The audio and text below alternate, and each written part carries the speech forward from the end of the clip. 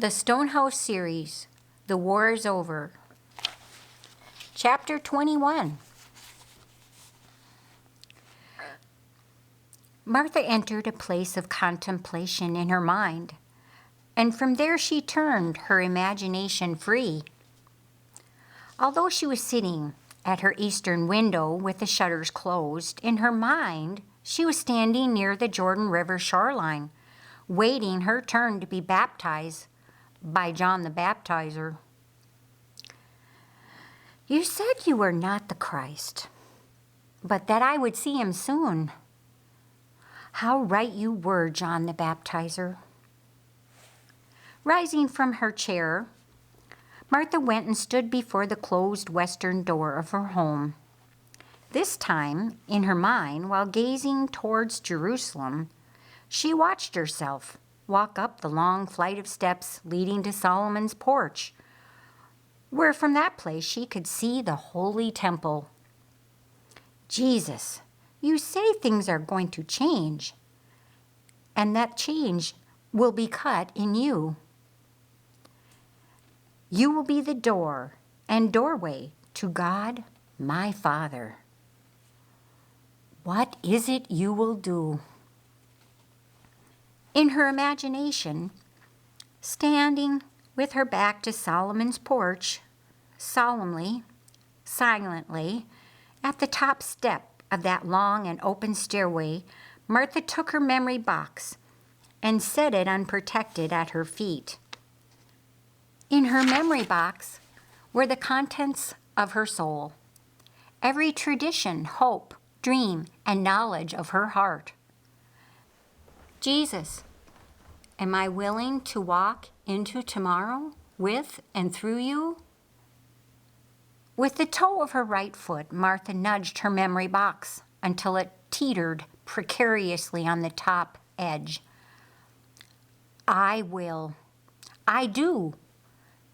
In the imagination of her mind, and with one final motion of her toe, Martha watched the contents of her soul tumble down, bouncing, spinning, tumbling on a wild ride into her tomorrow.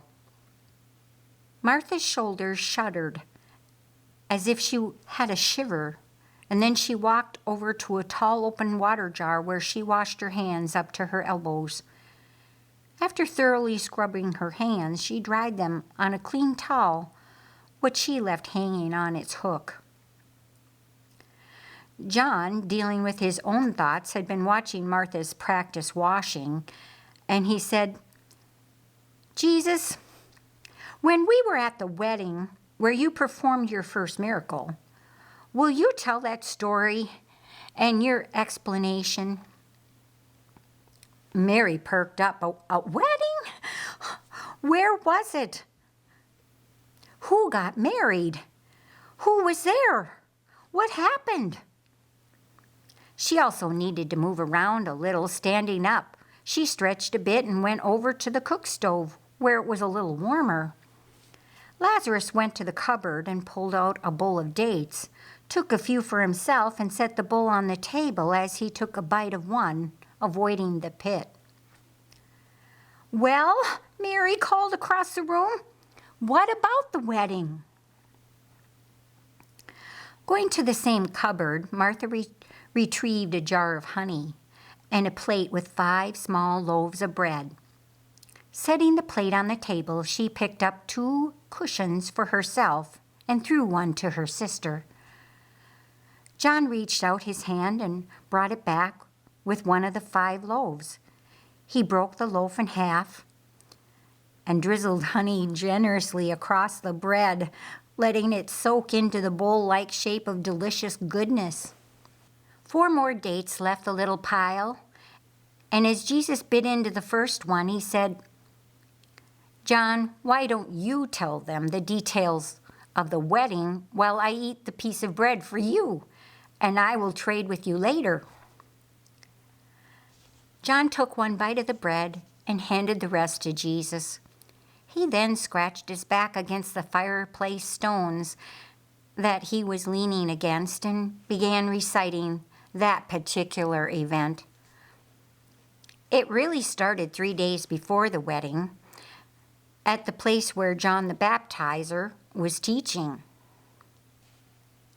Mary began checking details. The same place we sent Benjamin to, yes? That's right, at Bethabara. Out beyond the Jordan, a bunch of Pharisees had showed up asking John the Baptizer under what authority that he was baptizing people. In their puffed up voices, they asked John, "Who are you? Are you the Christ?" And John said, "No, I'm not even worthy to untie his shoelace. But what's odd is this: you can walk right by him. He walks among you, and yet you don't recognize him for who he is." So the next day, day 1, here comes Jesus, and John sees him from a distance off. Now, this is with Pharisees, priests, chief priests, and people all around, hundreds of them. And John the Baptizer shouts out. He just hollers in his rain-barrel voice, "Behold, the Lamb of God, the one who takes away the sin of the world." Mary spouted a comment. "I wish I had been there that day." John continued. Simon Peter's brother Andrew, he was there on that day, day 1. He had been a disciple of the baptizer, but he left John to follow Jesus. Anyhow, the next morning, we left for Cana of Galilee. And Cana was about 60 miles away. It was nonstop walking for almost 2 days. We made it to the wedding 3 days after the fuss with the Pharisees. Cana is just 3 or 4 miles north of where Jesus grew up near Nazareth. And his mother was helping with the wedding. Both the bride's family and the groom's were good friends with Mary, and so they invited Jesus and all of us to the wedding party. I think that was a total of 9 or 10 of us at the time. "So, who got married, John?" Mary asked. "Sorry, Mary. I had never met them before, but they both work with her dad's farm at the same place. But that isn't the main point of the wedding anyhow." "John," Mary quizzed, "how can the bride and groom not be the main point of the wedding?" "It's just not the main point of the story, Mary. Quit sidetracking me. We were just enjoying the food and the fun like everyone else when Jesus' mom comes up to him, and she's all upset. Well, I don't know how. Well, someone must have goofed or something, but they were out of wine." Martha was surprised. That would have been bad etiquette, and it would have cast a dark shadow on the family to run out of wine at a wedding. Yeah, so she looks up at Jesus and says, "Jesus, they don't have any wine." Lazarus wondered, what did she think Jesus was going to do? You did say this was the first miracle Jesus performed, so he must have done something about the wine shortage eventually. "Well, I'm getting there." Jesus looked back at his mom and said, "Woman, what have I to do with you? My hour's not yet come." John continued, "Well, Mary, she drug 4 of the house servants over to Jesus and told them. I mean, she just drilled it into them. She said, 'You just do whatever it is he tells you to do. Got it?'